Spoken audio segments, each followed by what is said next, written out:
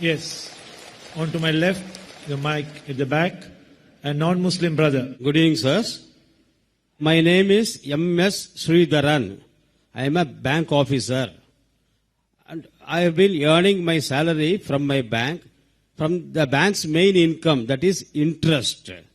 I have some Muslim friends who have reservations, even taking a food or tea from my home, assuming that my source of income is from the main interest income of the bank. Please clarify if the interest as mentioned in the Holy Quran is the same that the modern bank is practicing receiving or paying. One second, my question is incomplete, I'm sorry. And I have my own professional difficulty mobilizing deposits from my Muslim friends or lending loans to them also because they involve receipt or payment of interest. Please clarify the positions. The brother being a non-Muslim, he works in the bank. He asked a question that why do Muslims resist, don't come to his house because he's earning money from interest. What does Islam have to say about interest? And he finds the difficulty mobilizing fund from the Muslims. Brother, the Arabic word mentioned is riba. Riba means interest as well as usury. Some people, they think that riba does not mean interest, but it includes interest as well as usury. Interest, according to the dictionary, means money earned on money lent. And usury means exorbitant interest. Both usury and interest, both are prohibited. And the Quran mentions the word riba in no less than 8 different places. In Surah Al-Imran, chapter number 3, verse number 130. In Surah Nisa, chapter number 4, verse number 161. It's mentioned in Surah Baqarah, chapter number 2, verse number 275 thrice. In Surah Baqarah, chapter number 2, verse number 276. As well as in Surah Baqarah, chapter number 2, verse number 278 and 279. I'll just translate the last verse. Surah Baqarah, chapter 2, verse number 278 and 279 says that if you give up not your demands of riba, of interest, then take notice of a war from Allah and His Rasul. So anyone who deals with interest, gives interest or takes interest, he is waging a war with Almighty God Allah and with the Messenger Prophet Muhammad sallallahu alaihi wasallam. It is one of the major sins in Islam. One of the major sins. And one of these says, one of the lower level of interest is equivalent to doing zina, adultery with your mother. Now what is the logic behind it? You can hear my talk on interest-free economy promulgated by the Quran. It's a big talk. Logically for me to prove to you why interest is haram, it will take a few hours, which will not be possible now. But in short, the reason interest is prohibited because it makes a rich person more rich and a poor person more poor. And furthermore, interest encourages many evils. Like if you know in the 80s, most of the bank, they funded gambling dens, they funded alcohol bars, etc. In Islam, we believe in profit and loss sharing. See, today, you being a banker, you know, the company which has the least debt is a better company. This interest was started by King George V, the banking system. He is the main culprit. Previously, it wasn't there. And now, to make the rich people more rich.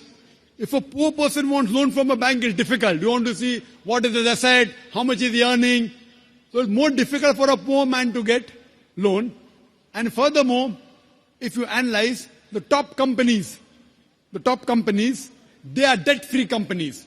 Therefore, today we find stock listing. You know Anil Ambani, he floated the Reliance Power. How many? 1.1 lakh crores. You got 100 times more than what he wanted. No bank would have given him so much money. What he did? He floated stock. What is stock? It is Islamic system, profit and loss sharing. Correct? In interest, it is haram because there are many negative factors. In Islam, we believe in profit and loss sharing. You know, you buy shares. You buy shares of a company. If you make profit, you get profit. If you make loss, you make a loss. It's not fixed. 8%, 9%. And the other person makes a lot of money. So what they do, they float shares. So if you buy stock of a halal company, as long as it's not alcohol company, it's not bank, it's not haram activity, it is Islamic. So we in Islam believe in profit and loss sharing. Anil Ambani, he he got 100 times more than what he wanted. Correct? 1.1 lakh crores. In 1 hour itself, he got more than 10 times than what he wanted. Why?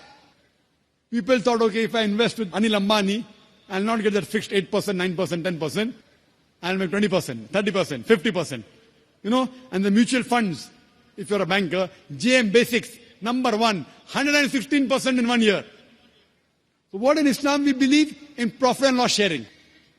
That's the reason riba, fixed interest, fixed amount on money earned or money lent is haram. For more details, refer to my video cassette, Interest-Free Economy Promulgated by the Quran. That's the reason if you change your bank from a conventional bank to Islamic bank, inshallah you'll have Muslim customers. Inshallah. And today, the Indian government, the RBI, the finance minister, hasn't given permission for a true Islamic bank. But there are people approaching him. I myself spoke to Chidambaram when he came to Saudi Arabia.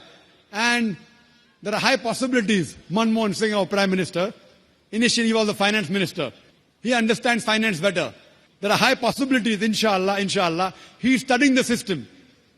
Along with the Prime Minister, Manmohan Singh, and the Finance Minister, Mr. Chidambaram, there are high possibilities very soon that we will have an Islamic system. And you surely see to join an Islamic bank. That's the reason today Citibank has Islamic window. HSBC has Islamic window. Most of the international banks have Islamic window. Why? Because they find they'll make more profit and they'll give more profit to their clients. It is Islamic. So if we follow the Sharia, the Quran and Sahih Hadith, you also earn and you let others also earn. Hope that answers the question, brother. Thank you very much.